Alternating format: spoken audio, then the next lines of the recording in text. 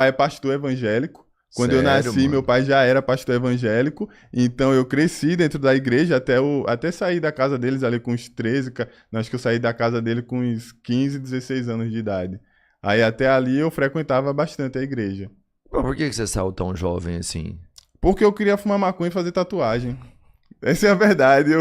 Eu poderia inventar várias mentiras, mas essa é a verdade. Eles não me davam, como é que eu posso dizer? E até concordo com eles de Uhum. não deixar um adolescente de 15 anos, 16, fazer isso. Mas eu fiz minha primeira tatuagem, sei lá, com 14 anos de idade, eu já tinha o peito fechado de tatuagem e eu só ficava de camisa dentro de casa porque ninguém podia Entendi. descobrir. E eu queria fazer minhas coisas e eu saí por conta disso mesmo. Não era maltratado em casa, não tinha luxo também, meus pais sempre foram pobres.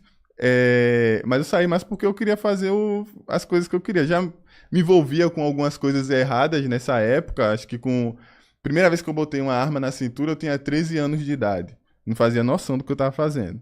É por isso que Aham. se eu der minhas opiniões, quando eu dou, na verdade, minhas opiniões pessoais, o meu público, a galera que gosta de mim, já mete logo que eu tô lacrando. Que eu tô querendo ir pra Globo, que eu tô defendendo vagabundo. Mas é Aham. porque eu vivi coisas e eu sei como uma pessoa que tá ali pensa.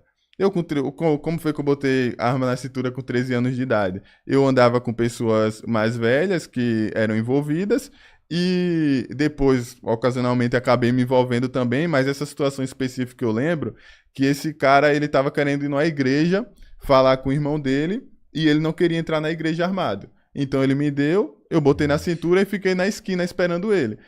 Aí eu era um adolescente de 13 anos com arma na cintura, na esquina, e pra mim aquilo ali não era errado, pô.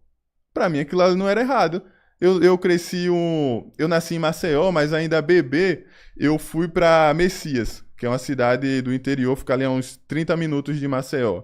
Eu cresci em um conjunto habitacional chamado Cidade de Deus. Na verdade, o nome certo é Jarbas Maia, mas todo Aham. mundo chamava Cidade de Deus porque era igual a Cidade de Deus. O primeiro corpo que eu devo ter visto no chão com tiros, eu tinha 8, 9 anos de idade. Então, essa realidade sempre foi muito próxima. Eu estar com 13 anos com arma na cintura na esquina, pra mim não estava errado, pra mim era só a minha realidade. E você acha que sua mãe não te deu educação, não? Deu, pô. Deu O minha mãe e Arthur, meu o pai Arthur foi. falou esses dias agora, Que né? vontade de bater no Arthur Duval, velho. Que Sério? vontade de bater nele, deu aquele Você viu o vídeo, que que ele velho. falou? Eu odeio quase todo mundo do MBL, né? Isso é a verdade. Ah, Mas ele falando que a culpa é da mãe, pô. Minha mãe sempre foi a mãe presente, minha mãe sempre me deu educação, sempre falou que era errado, só que é muito difícil você convencer Minha mãe ia fazer o quê? Me trancar dentro de casa e não me deixar sair? Você vai pra rua, você vê o que acontece na rua, e aquilo ali é a realidade, pô. Eu tô falando aqui, eu cresci dentro de uma igreja evangélica e ainda assim eu me envolvi com coisas erradas. Eu nunca vi meu pai, porra, fazer nada de errado. é Eu. impossível você crescer sem ter uma Não. contribuição da realidade que você vive. Seu pai pode tratar bem de você dentro de casa, sua mãe pode tratar bem de você dentro de casa, dar os valores pra você, mas é quase impossível você não crescer sendo impactado pela realidade que tá da onde você tá vivendo. Cara, eu acho que tem pessoas que vão conseguir, não dá pra generalizar, vão ter pessoas que vão conseguir nunca fazer nada de errado. Sim. Assim, às vezes o pai mente para os filhos pra parecer que ele nunca fez nada de Aham. errado. Mas meu Uhum. pai é um cara que ele cresceu dentro de um bar. Minha avó tinha um bar em casa, minha avó teve 21 filhos, tem tio meu que foi esfaqueado na frente da minha avó, tem tio meu que a galera chegou na porta dela e falou, ó, tô indo matar seu filho. Dos 21 que ela teve, 11 tão vivos até hoje. Então, meu pai cresceu vendo toda essa violência perto dele e ele nunca fez nada de errado. Ele é um cara que, segundo ele tomou uma cerveja uma vez, dormiu no banco da praça, nunca mais quis tomar cerveja, nunca mexeu com droga, etc. E ele cresceu numa realidade bem mais violenta que a minha. Eu cresci numa realidade violenta porque eu via na rua, mas dentro da minha casa eu não via. Uhum. Aí, o que que acontece? Eu acho que vão ter pessoas que vão ter uma mentalidade mais forte e vão conseguir lidar com isso sem se envolver com nada de errado, como vão ter pessoas como eu que fiz uma coisa de errado aqui, porque quando eu falo que 13 anos armado, 15 anos, vendia drogas. 15 anos, o cara foi dentro da minha casa pra me matar, eu tive que fugir pra cidade vizinha. E aí, lá onde eu moro, eu não sou nada demais, tá ligado? Pra Sim, quem só mais ouve, um. quem não tá dentro dessa realidade, pensa assim, porra, o cara fez isso na adolescência, ele viu isso, mas lá, não sou maloqueiro lá, não sou bandido lá, tá ligado? Mas vivi esse tipo de coisa. Até Ou porque, seja, tem- só pensando no que você viveu, né? 13 anos com arma, com 15 se perdeu, fez um monte de merda, né? Entrou no crime ali. Cara, se você volta lá onde você tá, 99,9% das pessoas que estão lá estão vivendo. 99 não, 100% vive a mesma realidade. E 99% não entra no crime, só vai lá, faz o seu trampo, só faz seu corre. Também não foi Não isso é? que o Arthur falou, né? Ele se Não, mas eu baseou... tô falando do Ele- Não, Abner eu quero... dentro da realidade que ele viveu. Tá, mas Da realidade. Não é sim. porque também foi o reflexo de tudo, porque a grande maioria eu não é isso. abordei o assunto, Albertinho, porque eu quero analisar essa fala, entendeu? É por isso que eu tô querendo esse assunto agora, eu quero analisar essa fala.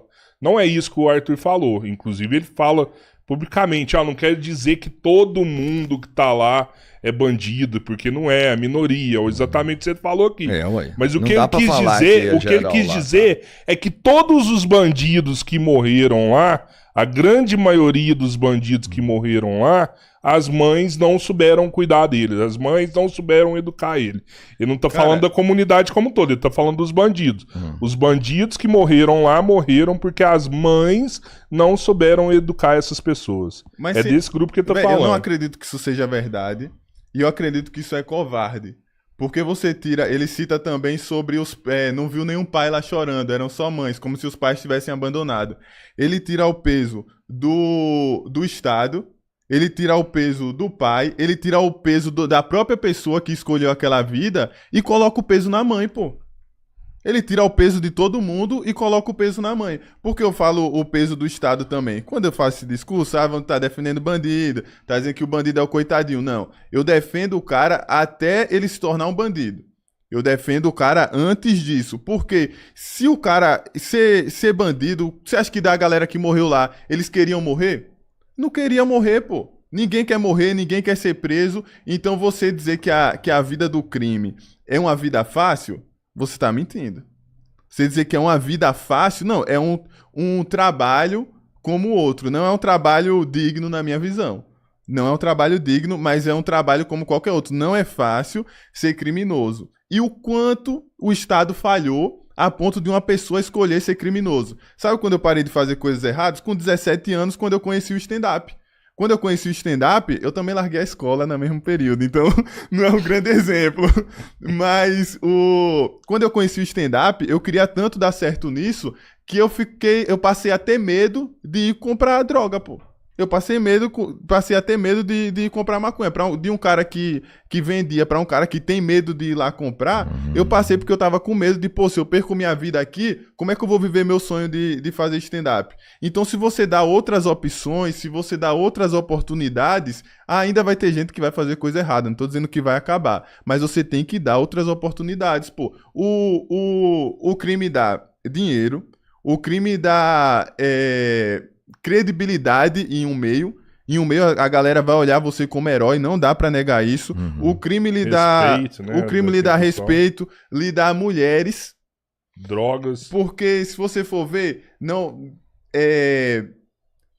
eu cresci, como eu falei, cresci em Messias, e o que eu vi muito lá, pessoas que estudavam comigo, passavam uns anos, pessoas que estudavam comigo, não, que estudavam em séries mais acima. Aí depois passam uns anos, eu tô indo pra escola e essa pessoa terminou o estudo dela, mas tá lá numa esquina com a garrafa térmica esperando pra ir pra uma usina de cana, cortar cana. O cara tá às 6 horas da manhã lá. O cara vai pegar o sol, é quase um trabalho escravo, usina de cana-de-açúcar, os caras que cortam cana. São 12 horas embaixo do sol quente cortando cana. Aí o cara tem essa opção para ganhar R$1.300 e tem a opção de ficar numa boca de fumo parada, quem sabe num sofazinho coberto, fazendo a mesma coisa, que ali vai ter mulheres que vão olhar para ele vai ganhar mais dinheiro. Não tô romantizando o crime, mas eu estou defendendo a pessoa que escolhe isso.